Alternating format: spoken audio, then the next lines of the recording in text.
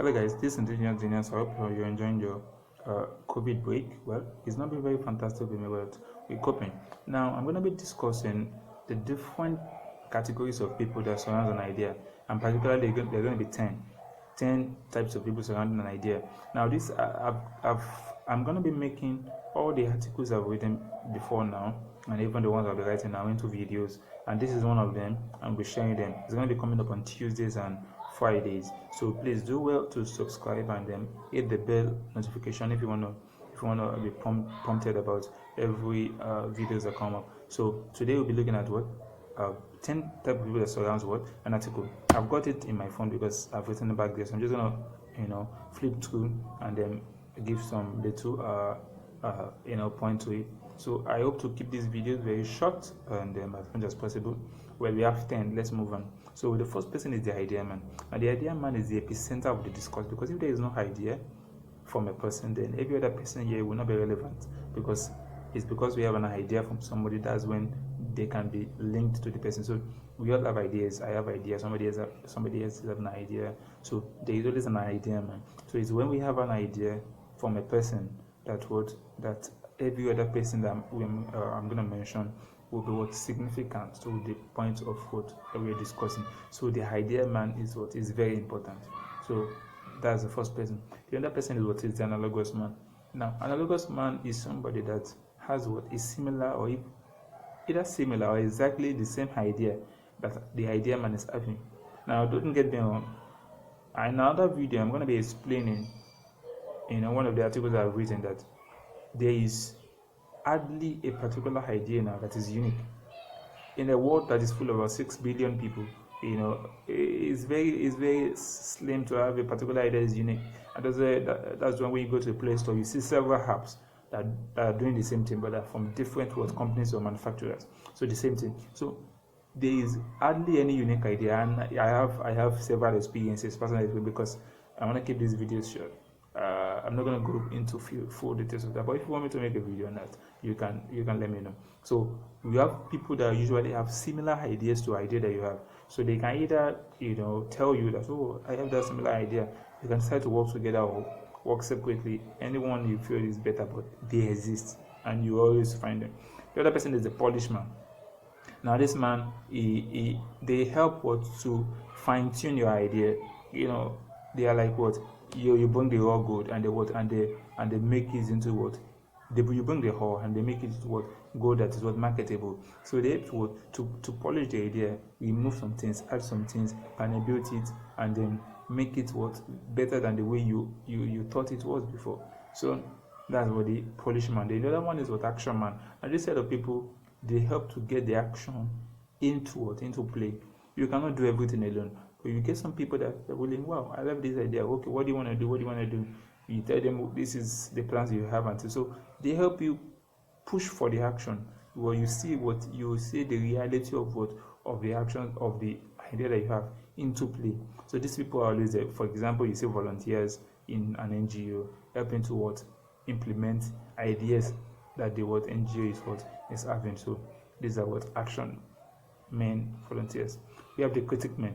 Now, a critic man can be either be positive or negative, but here I'm in particular with positive. Now, these people help with pros and cons. They tell you, have you considered this? Have you considered that? Have you checked other companies or other things that have a similar idea, how they survive, where they fail, where they lack? So what they are doing is they are not trying to pull you down, and they're not trying to rubbish what the idea you have, but they want you to really consider what similar ideas that have been in town and how they've done it, where they are faulty and things like that, so that you can be better. More of pros and cons. There are a lot of examples. I've had someone before. I told my mom, they said, well, have you considered this? Have you considered that? Just to make sure that what I intend to do makes sense. Then we have the antagonist man. Now these type of people are the negative critic. They do not see anything good in your idea. They don't even want to know. They say it cannot work. It will not work. Why? Because somebody else has done it and they failed. Somebody else is doing it and is not succeeding at it. Or somebody else has not done it before. So how do you expect you to be successful? So these people will not see anything good in your idea. They are always what negative. The antagonist man. So you will see them. Do not let them stop you. Yeah, they are real. The partner man are this type of man are willing to work to get along. Oh, they love that idea. Okay, can we partner? Can we invest? Can we? Because they see that it is an idea that is what you know presentable or marketable, and then they feel if they tag along, it's gonna be better for both parties. So they tag along. Now it's different of the analogous man. The analogous man have the same idea, but partner man can either or do not. They can either have it or not. So the other person is what is the supporter man. Now these people do not really have much, but they just feel that this idea is good. Let's support him. Let's support him emotionally, financially, even spiritually and emotionally. They could be your parents, your relatives, your family, your teacher, your mentor, things like that. They say, "Oh, this is good." They check on you. How is it? Hope you're moving. How is your? So they continue to check on you just to give you that support. The other one is what is the user or beneficiary man. Now these people, what they do is once your idea is what is established, they want to benefit from it either by patronizing you if it is a something that is if it is edible product, or if it is a product that's not edible, like like what's it called, a tech product and things like that. So they patronize you, they use your product. Their own. Those are where the category they fall. The user or beneficiary man. Then the normal man does not, is just there. It's not contributing to your idea. So it doesn't mean they won't contribute to another person's idea, but in respect to your own, it is empty, nothing. So just let them be. The last person is the copier man. The copier man steals your idea. They steal your idea and go and implement it. But it doesn't really matter. There's always a distinctive factor, and that's why we have the same companies or companies that do the same things, but yeah, they are different.